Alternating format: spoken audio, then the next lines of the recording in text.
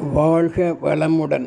பேராசிரியர் டாக்டர் துரை லோகநாதனின் வினாவிடை தத்துவ சிறுகதைகளாம் அமுதச்சுடர் சேனலின் சார்பான வணக்கங்கள்.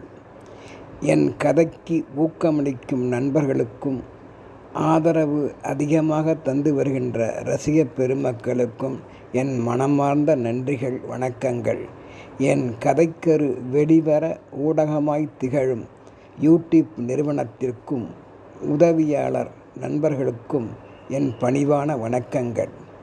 என் கதையில் வரும் சம்பவங்கள் யாவும் கற்பனையே என்றாலும் கற்பனைக்குள்ளும் ஓர் உண்மை ஒளிந்திருப்பதை நான் எடுத்துரைக்க தவறவில்லை. வாருங்கள், கதைக்குள் செல்வோம். இன்றைய சிறுகதையாம் கண்கெட்ட பிறகு என்னும் சிந்தனைக்குரியது. வழுவூரில் தன்மான போக்கில் வாழ்ந்து வருபவனே சந்தானம். எப்படி தன் மனம் போன போக்கில் வாழ்ந்து வருபவன் என்று கூட சொல்லலாம். நல்லவர் என்று கைப்பிடித்த மனைவி துர்காவும் நாளடைவில் தன்னவரின் போக்கினைக் கண்டு மிகவும் வருந்தினால், வெளியில் சொல்ல முடியாமல். இப்படித்தான் பலரின் குடும்பங்கள் உலகில் உள்ளன. சந்தானம் திறமைசாலிதான் என்றாலும் சிந்திக்க வேண்டியவன். எந்த வேலையையும் செய்வதாக முயற்சித்தால் மட்டுமே வெகு அழகாக செய்து முடிப்பான். ஆனால் அழகாக வாழ முடியவில்லை அவனால். ஆரம்ப காலத்தில் இருந்த திறமை குடிப்பழக்கம் ஏற்பட்டதால் பெரும் குடிமகனாகி படிப்படியாக நிலை தடுமாறி தனக்கும் குழந்தைகள் உள்ளன என்பதை மறந்து போனதையும் பார் அறியும். தான் மறந்து போனான் தன் வாழ்க்கை பாதையை மறந்து நின்று.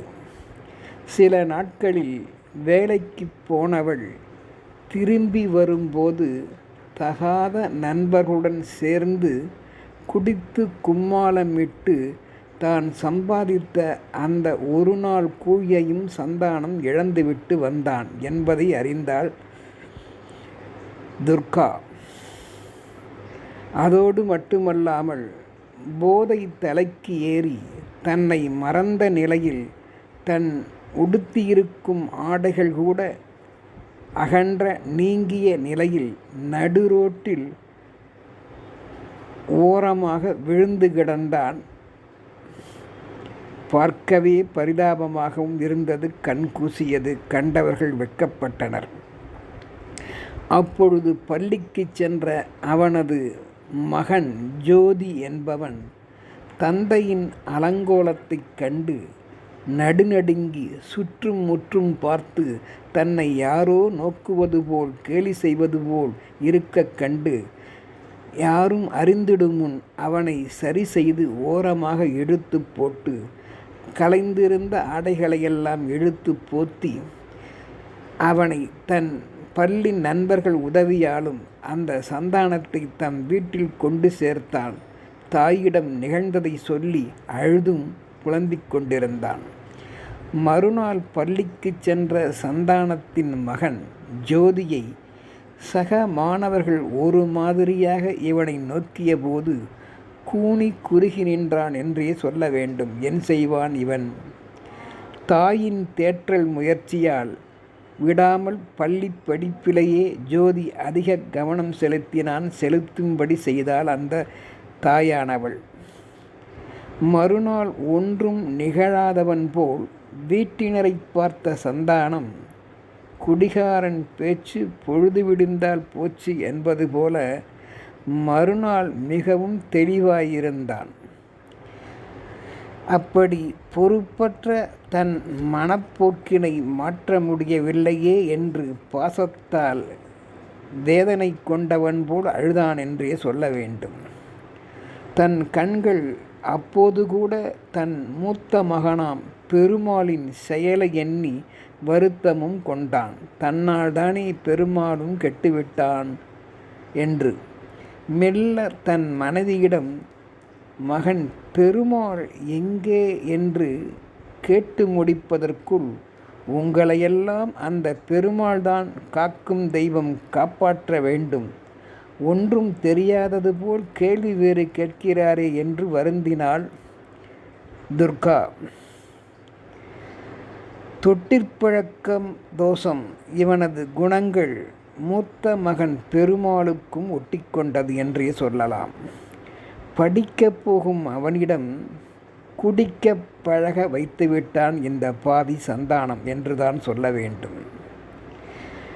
படிக்கச் செல்லும் அவனிடம் வரும்போது கொஞ்சம் சரக் வாங்கி வா அம்மாவுக்கு தெரியாமல் என்றான். மகன் ஜோதி பார்த்தாலும் தன் தாய் துர்காவிடம் கூறிவிடுவான். அவன் அவளது செல்ல பிள்ளை அல்லவா?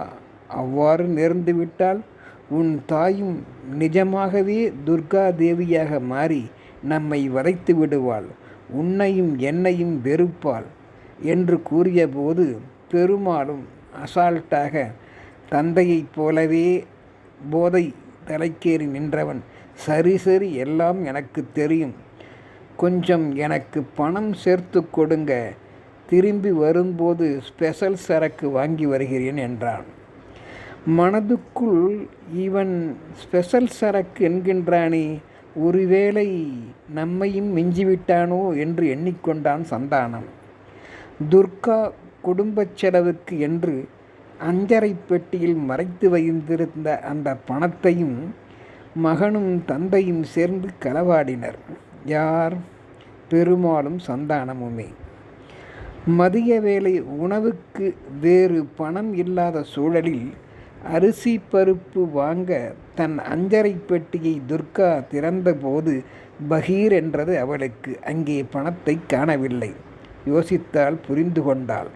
அன்று பட்டினிதான் என்ற நிலையில் மகன் ஜோதியானவன் கையில் கோயில் பிரசாதத்துடன் உள்ளே நுழைந்தவன் தாயின் நிலைமையை உணர்ந்து கண்ணீர் வடியும் அவள் முகத்தைக் கண்டு இன்றும் ஏதோ இழந்துவிட்டாள் போல் தெரிகிறது. பாவி, அப்பனும் மகனும் சேர்ந்து தன் தாயை அழ வைக்கின்றானே என்று எண்ணிய வேளையில் தேம்பியும் நின்றான்.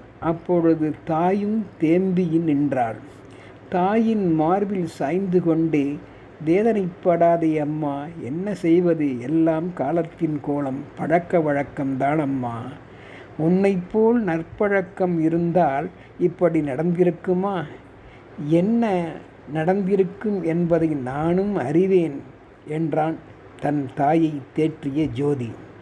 தினந்தோறும் நடக்கும் கூத்துத்தானே இவை அம்மா, ஏன் கலங்குகின்றீர்கள் என்றவன் தன் கையில் இருந்த கோயில் பிரசாதத்தை தாயின் பசிவேலை அறிந்து தாய்க்கு ஊட்டினான்.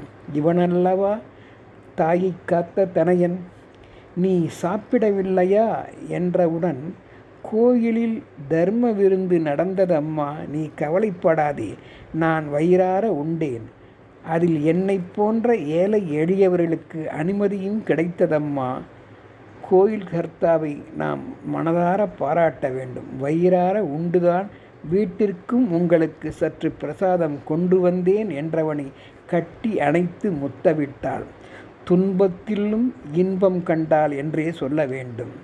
உடனே ஜோதியானவன், ஏனம்மா, அண்ணன் என்னை விட 10 வயதுக்கு மூத்தவனாயிற்றே, எப்படி படிக்காமல் கெட்டிப்போனானம்மா என்றவனுக்கு, மகனே, எல்லாம் உன் தந்தையால் வந்ததே. தந்தை அறிவு புகட்டுபவன், ஆனால் இப்படி அறிவாலை எடுக்கும்படியாக, போதை தலைக்கேறும்படியாக என் தந்தை செய்துவிட்டானே என்று வருந்தினாள். அவனை போய் சரக்கு வாங்கி வா என்று பெருமாளை உன் தந்தை அனுப்பும் போதில் அதில் என்னதான் ருசி உள்ளது என்று அறிந்திட ஆரம்பத்தில் ருசி பார்த்து நாளடைவில் நன்கு குடிக்கவும் கற்றுக்கொண்டான் உன் தந்தையைப் போல. தொட்டிற்பழக்கம் போல் ஆயிற்று. குடிபோதையில் தந்தை மகன் என்ற உறவையும் மறந்து நின்றனர். இதான் காலத்தின் கோலமோ? அதற்கு மேல் இருவரும் ஒருவருக்கொருவர் தெய்வமாகவே மாறி நின்றனர். இருக்காதா? காரணம், தன் தகாத தேவைக்கு உதவிடும் தெய்வமல்லவா பெருமாள். தந்தை தன் குடும்பப் பொறுப்பையும் உனது அண்ணன் தன் பள்ளி படிப்பையும் மறந்தே போய்விட்டனர் அப்பா. நீ எதையெல்லாம் நினைத்து நிலை தடுமாறாதே. நிலை தடுமாறி அவர்கள் நிற்கின்றார்கள். ஆனால் எப்போது தேறுவார்கள் என்று சொல்ல முடியாது என்று தழுதழுக்க, தொண்டை அடைக்க, முகம் சிவந்து கண்ணீர் பொங்கினாள் துர்கா. அதை கண்ட மகன் ஜோதியோ, அழாதே அம்மா, எனக்கும் அழுகை வருகிறது. ஒரு நாள் நீ வணங்கும் தெய்வத்தால், உன் நம்பிக்கையால் அண்ணனும் அப்பாவும் ஒரு நாள் நிச்சயம் மாறுவார்கள். கவலைப்படாதே என்று தன் தாயை தன் மடியில் வைத்து ஆறுதல் கூறினான் தாயை காத்த தனையனாம் ஜோதி.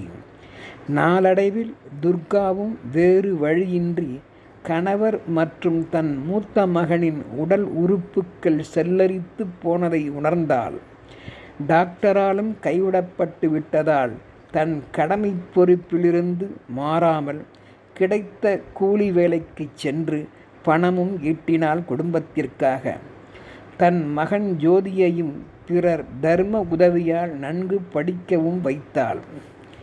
இது கூட சொல்லலாம், துன்பத்தில் இன்பமும் இன்பத்தில் துன்பமும் என்று கூட கருதலாம். நாளாக அவளும் சோர்வடைந்தாள். பாவம், பெண்தானே. காக்க வேண்டியவன் காக்க மறந்ததால் குடும்பமே காப்பாரின்றி வேதனைக்கு உள்ளானது என்றுதான் சொல்ல வேண்டும். உலகின் பலர் குடும்ப நிலை இவ்வாறுதான் உள்ளது. குடியை கெடுக்கும், போதை உடலுக்கு கெடுதி தரும் என்று அரசாங்கம் அறிவுறுத்துகிறது என்றாலும் அதை தடுக்கின்றார்களா? ஒருவரும் இல்லையே. தன் வருமானமே பெரிதென்றுதானே உலகில் உள்ளனர். அதனையெல்லாம் உணர்ந்த சந்தானம் எந்தவித சமாதானமும் படுத்த முடியாமல் அவர்கள் மத்தியில் திக்குமுக்கு ஆடி நின்றான். எல்லாம் தன்னால் நேர்ந்தது. நான் உடல் நலம் தேறியவுடன் யாவற்றையும் சரி செய்வேன் என்று அந்த சூழலிலும் சந்தானம் தனக்குள் மெல்ல உருகி கூறினான். போதை தெளிகிறது போலும். தனக்கு ஏற்பட்டு விட்டதோ தீராத தலைவலி நோய், ஈரல் கிட்னி அழிந்து வரும் நிலை என்று அறியாமலேயே போதை தெளிவில் பாசத்தை காட்டுகின்றான் போலும். அப்போது ஜோதி அருகில் இருந்த தன் தாயிடம், இப்போது வருந்தி என்ன பயனம்மா? கண்கட்ட பிறகு சூரிய நமஸ்காரம் செய்ய முடியுமா என்ன என்று கூறுவார்களே உலகத்தவர்கள், சரிதானே? முதல் கோணல் முற்றும் கோணமால் ஆயிற்று அம்மா. இந்த கண்கட்ட பிறகு சூரிய நமஸ்காரம் செய்கின்ற இந்த அலங்கோலம் நம் குடும்பத்தை மட்டும் அண்டி இருக்கட்டும். உலகத்தார் குடும்பத்திற்கு வராமல் இருக்க வேண்டும் என்று நாம் கடவுளை வேண்டி வணங்குவோம். இதனை நான் என் கற்ற கல்வியால் தெரிந்து கொண்டேன் அம்மா. உங்களது நல்லொழுக்கம் பாசத்தால் புரிந்து கொண்டேன் அம்மா.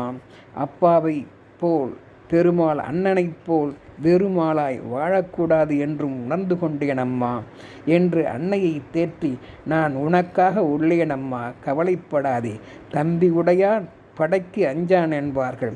நான் உங்கள் மகன், தங்களுக்கு உள்ளேன், கவலைப்படாதே என்றவனின் நம்பிக்கை எண்ணி வாழ வேண்டிய சூழ்நிலைக்கு தள்ளப்பட்டால் அப்பாவி துர்கா என்றே சொல்ல வேண்டும். ஆம், பலரது குடும்பச் சூழல் இப்படித்தான் உள்ளது.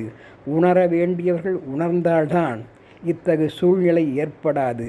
அவர்களையும் வாழ வைக்க நாம் மனதார வேண்டுவோம். வாழ்க வளமுடன்.